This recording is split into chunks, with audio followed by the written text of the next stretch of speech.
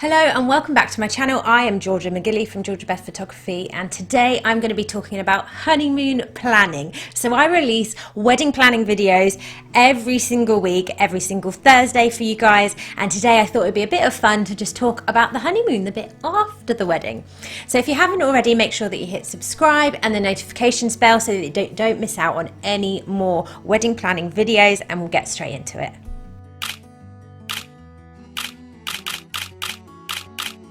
Okay, so these are just a few tips that I want you to think about before you go into your honeymoon planning properly, so that you can just do it as smoothly as possible and it doesn't add any extra stress while you're planning your wedding as well.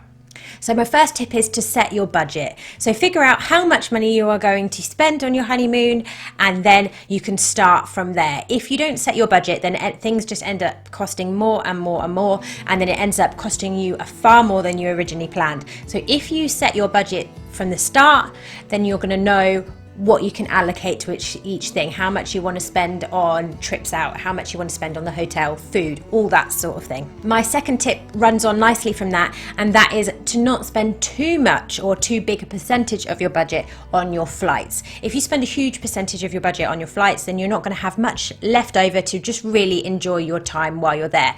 I would personally prefer to not go as far and not spend as much on the flights, but be able to have a really lovely holiday where I'm not worrying about how much I'm spending on dinner, or whether I can get an extra ice cream, or how much money is going to be spent on if you wanted to go shopping and buy yourself some treats and all that sort of thing. So make sure that you've kind of spread it out and you're not spending too much of your budget on your flights. My third thing to think about is seasons. When do you want to go? So depending on where you want to go depends on the best season, and your wedding date might not be the best time for that particular place that you want to go to.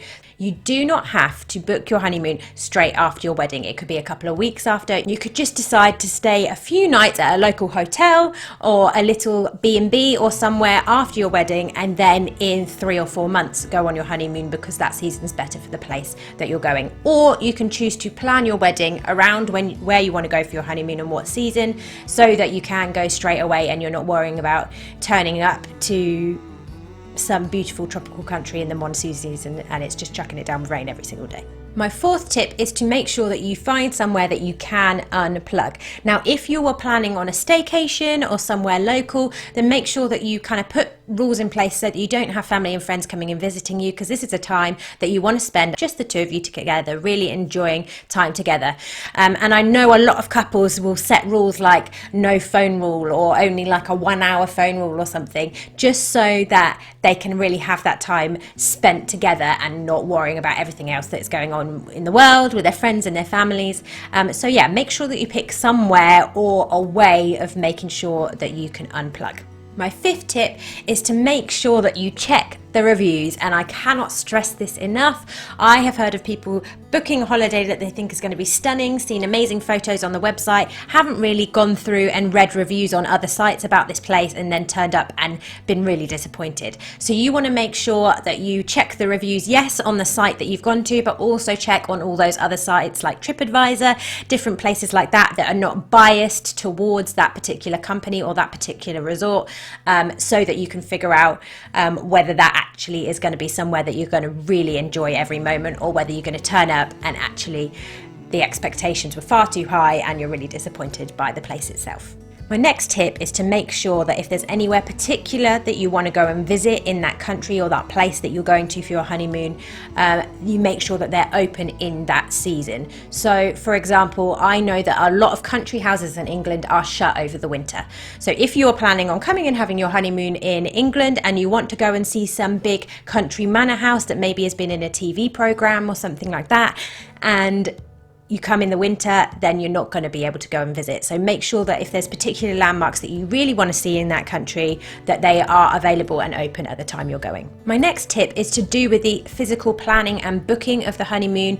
Make sure that you split the tasks well between the wedding planning and the honeymoon planning and all of those kind of different tasks that you need to do. Make sure you split it between you. Make sure both of you have input. I know a lot of couples where one loves just relaxing, sitting on the beach and soaking in the sun, where the other person would far more enjoy going out on trips and visiting landmarks and historical places and stuff like that. So you want to make sure when you're planning your honeymoon that it has plenty for both of you, so that you're both going to really enjoy it and there's not one of you that's just kind of tagging along and actually not really enjoying it.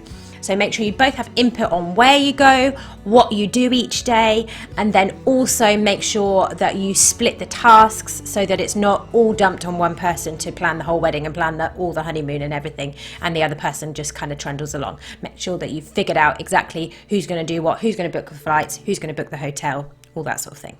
And then my last little tip, which is actually just a kind of preference or opinion, so you don't have to do this at all, but I would highly recommend having to think about whether you want to book a lifestyle photo shoot while you're on your honeymoon, because this is the only time that you're going to have an actual honeymoon, and you might be doing some really fun things or going to a place that you've never been to before.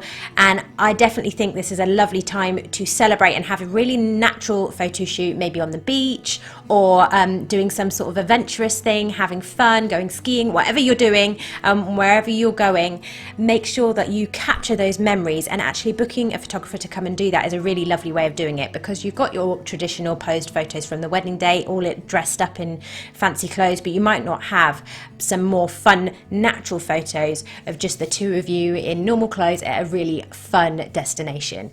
So that is something I'd highly recommend. Go ahead and look online at recommendations of photographers in the area that you're going, but also I know another option that a lot of people do is actually fly in their own wedding photographer to their honeymoon as well, so that they already feel comfortable with that photographer and that they're able to capture some really beautiful moments without having to feel like you're meeting that person for the first time. So there you go, those are just a few of my tips for honeymoon planning, what to do, how to prepare for it, so that that planning goes really smoothly, and when you turn up you're going to just really enjoy your time there and have this beautiful, unplugged, relaxed, fun time together. So I hope you really enjoyed that video. Go ahead and click subscribe and hit the notifications bell to make sure that you don't miss out on any more of my wedding planning series. Next week I am doing a honeymoon what to pack, what to think about type of video, so it follows on really nicely from this, so make sure that you don't forget to hit that notifications bell.